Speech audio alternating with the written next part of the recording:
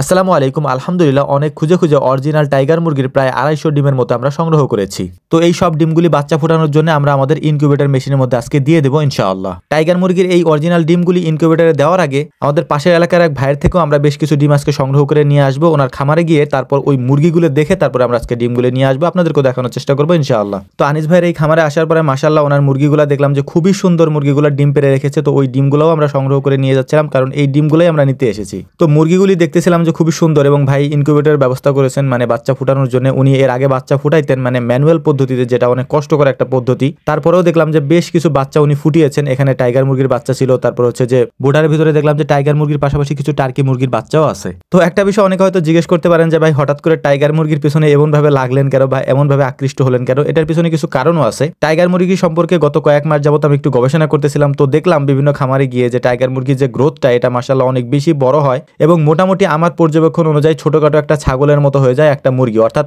প্রায় 7 থেকে 8 কেজি পর্যন্ত ওজন হয় এক একটা মুরগির। যদি ভালোভাবে পরিচর্যা করা যায় বা ভালোভাবে পালন করা যায়, খাবার টাবার ঠিক মতো দেওয়া যায়, তাহলে এরকম গ্রোথ চলে আসে অনেক ক্ষেত্রেই। এবং বাজার পর্যবেক্ষণ করে যতটুকু বুঝলাম যে প্রচুর পরিমাণে চাহিদা আছে এটার। কারণ হচ্ছে এই মুরগিগুলো যেহেতু অনেক বড় হয়, এটার ব্যাপক চাহিদা বাজারে থাকবে, এটাই স্বাভাবিক। কারণ একটা মুরগি কিনলে মোটামুটি বড় ধরনের একটা ফ্যামিলি এটা দিয়ে চলে যেতে পারে। মানে ভালো একটা দাওয়াত টাওয়াত হইলে একটা মুরগি দিয়ে পুরো একটা দাওয়াত শেষ করে দেওয়া যায়। বা 8 কেজি 10 কেজি মাংস হয় বা 7-8 কেজি মাংস হওয়া একটা মুরগির ক্ষেত্রে মোটামুটি বিশাল ব্যাপার। এটা আমি আমার গত কয়েক মাসের পর্যবেক্ষণ থেকে বললাম, মানে নিজের অভিজ্ঞতা থেকে বললাম। তবে আমার এই ভিডিও দেখে হুমড়ি খেয়ে পড়েন না যে এটা পালন করার জন্য অবশ্যই আপনি আপনার নিজের এলাকায় খোঁজ নেবেন এবং সেখানে বাজারটা কিরকম আছে, সেখানে বাচ্চার দাম কেমন, এই মুরগির খাবারের দাম কেমন এবং এই মুরগি বিক্রি করতে গেলে সেখানে কেমন চাহিদা আছে, এই সব কিছু বিবেচনা করে তারপরে এই মুরগিগুলো পালন করার চেষ্টা করবেন। শুধুমাত্র আমাদের মতো ইউটিউবারদের ভিডিও দেখেই ঝাঁপাই পড়েন না। এটা আমি সব ভিডিওতেই আপনাদেরকে বলার চেষ্টা করি যে আপনি আপনার স্থানীয় বাজারটা একটু যাচাই করে দেখবেন, আপনি এটা বিপণন করতে পারবেন কিনা, বিক্রি করতে পারবেন কিনা, সেইটা অবশ্যই যাচাই করে দেখার চেষ্টা করবেন ইনশাআল্লাহ। তো যাই হোক, অযথা অনেক জ্ঞান দিয়ে আপনাদেরকে বিরক্ত না করে মূল বিষয় নিয়ে কথা বলি। তো আলহামদুলিল্লাহ ডিমগুলি সংগ্রহ করার পর আমরা আমাদের খামারে এনে রেখে দিয়েছিলাম। এই ডিমগুলি আগের একটা ভিডিওতে আপনাদেরকে দেখিয়েছি। তো আজকে এই ডিমগুলিকে আমরা